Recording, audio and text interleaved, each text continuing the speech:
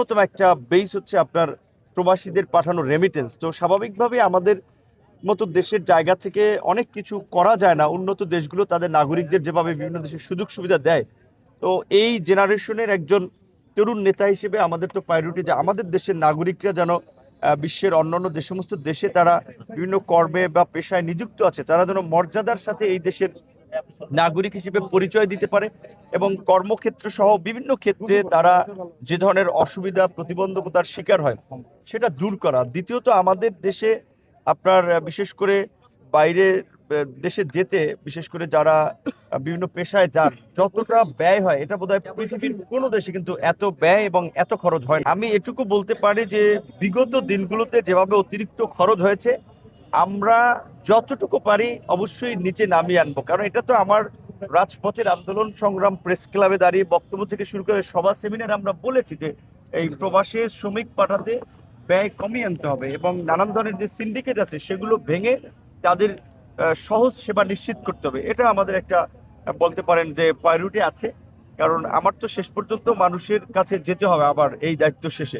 Vision blender cyclone pro সঠিক ওয়াটের শক্তিশালী মোটর ও শার্প কাটিং এজ প্লেটের কারণে মাংস কিংবা অন্যান্য মশলা নিমেষে হয় মিহি বেসন। Vision blender cyclone pro. মন্ত্রণালয় যেহেতু ঢুকি নাই, আজকে আমরা স্মৃতিসৌধে শ্রদ্ধা নিবেদন এবং আমাদের সাবেক প্রধানমন্ত্রী বেগম খালেদা জিয়া, সাবেক রাষ্ট্রপতি শহীদ প্রেসিডেন্ট জিয়াউর রহমানের মাঝের শ্রদ্ধা নিবেদনের মধ্যে দিয়ে আমরা মন্ত্রণালয়ে যাচ্ছি। এখানে মন্ত্রণালয় যেহেতু যাইনি, মন্ত্রণালয়ে ঢুকলে অনেক কথা বলতে পারবো না। বাইরে থেকে এখন একটা কথা বলে যেতে পারি যে স্বাভাবিকভাবে এটা কিন্তু আমাদের সবাইকে বুঝতে হবে, বাংলাদেশের মতো একটা ওভার পপুলেটেড কান্ট্রি যার রিসোর্স লিমিটেড এবং জনসংখ্যা একটা উল্লেখযোগ্য সংখ্যক জনগোষ্ঠী দারিদ্র সীমার নিচে বাস করে, তাদেরকে মেইন স্ট্রিমে নিয়ে আসা একটা বড় চ্যালেঞ্জ। সেই আপনার দারিদ্র সীমার নিচে যারা বাস করে তাদের ম্যাক্সিমামই একেবারেই বিভিন্ন শ্রমের সাথে সরাসরি যুক্ত। তো স্বাভাবিকভাবেই তাদের শুধু ন্যূনতম আপনার মজুরি নিশ্চিত করলে হবে না। আমাদের সরকার যেটা বলেছে যে তাদের আপনার ফ্যামিলি সাপোর্টের জন্য যে ফ্যামিলি কার্ডের কথা বলেছে, পাশাপাশি তাদের স্বাস্থ্য সুরক্ষার জন্য আমি যতদূর জানি যে আমাদের মাননীয় প্রধানমন্ত্রী, ওনার একটা চিন্তা ভাবনা আছে স্বাস্থ্য কার্ড দেওয়া। এই ওভার পপুলেটেড কান্ট্রি এই জনগোষ্ঠীকে সুস্থ দক্ষ জনসম্পদ হিসেবে গড়ে তুলতে তাদেরকে আগে থেকে স্বাস্থ্য সুরক্ষাও দিতে হবে।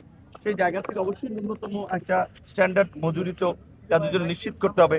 গার্মেন্টস শ্রমিকদের পাশাপাশি অন্যান্য পেশায় যারা শ্রমিক আছে তারাও যেন ঠিকঠাকভাবে তাদের মজুরিটা পায়, সেটা তো আমাদের একটা দায়িত্ব থাকবেই। দেখি যে ঈদ এবং কোরবানির সময় স্বাভাবিকভাবে সমস্ত মানুষ বিশেষ করে তার পরিবারের প্রতি একটা বাড়তি দায়িত্বের চাপ অনুভব করে। সেখানে দেখা যায় বিশেষ করে আমাদের অনেক আপনার শিল্প কলকারখানা ঠিকঠাক মতো বেতন দিতে পারে না, তখন কি করে বাধ্য হয়ে শ্রমিকরা কিন্তু রাস্তায় নেমে আসে। তো এখন আমরা দায়িত্ব নিয়েছি এই রোজার একেবারে একদিন আগে, সামনে কিন্তু আমাদের এইটা একটা বড় কষ্টের জায়গা আছে, আমরা জানি না কতটুকু ডিল করতে পারবো। তো আমরা আজকে প্রথম দায়িত্ব গ্রহণের এখানেই আমরা সকলকে অনুরোধ করব যে যার যার স্ব প্রতিষ্ঠান শিল্প কলকারখানা আপনারা এখন থেকে প্রস্তুতি নেবেন যে শ্রমিকদের এই বেতন ভাতার যেন এই বিষয়টা নিরসন করা যায়। এখন থেকে যদি প্রস্তুতি নেন সেক্ষেত্রে আশা করি অনেকখানি কাভার দিতে পারবেন, আমরাও সরকারের জায়গা থেকে সহযোগিতা করব। কিন্তু একটা বিষয় কিন্তু আমাদের সরকারের জন্য একটা বড় চ্যালেঞ্জ এবং একটা বড় দায়িত্ব আছে, সেটা হচ্ছে যে ইন্টারিম গভর্নমেন্টের সময় মানুষ কিন্তু স্বস্তিতে ঈদটা যাত্রা এবং ঈদের সময় করতে পেরেছিল। কাজে সেটা কিন্তু ধারাবাহিকতা আমাদেরকে রক্ষা করতে হবে। এখন একটা ইলেকটেড গভর্নমেন্ট, আমাদের প্রতি জনগণের এত সমর্থন, এত ল্যান্ডস্লাইড ভিক্টরি ম্যান্ডেট, তো এটা তো আমরা পুরো সরকার কাজ করব এবং আমরা সকলের কাছে সহযোগিতা চাই। আমাদেরকে যেভাবে আন্দোলন সংগ্রামে সহযোগিতা করেছেন এবং একটা গণ অভ্যুত্থান ঘটিয়েছেন, এখানে কোনো নির্দিষ্ট দল ব্যক্তির লিডারশিপ না, জনগণের স্বতঃস্ফূর্ত লিডারশিপে। কাজে আমি এটা ফিল করি যে আগামীর বাংলাদেশকে এগিয়ে নিতে হলে, বাংলাদেশকে পুনর্গঠন করতে হলেও সবাইকে স্বতঃস্ফূর্তভাবে যার যার জায়গা থেকে যে দায়িত্বটা আছে সেটা পালন করতে।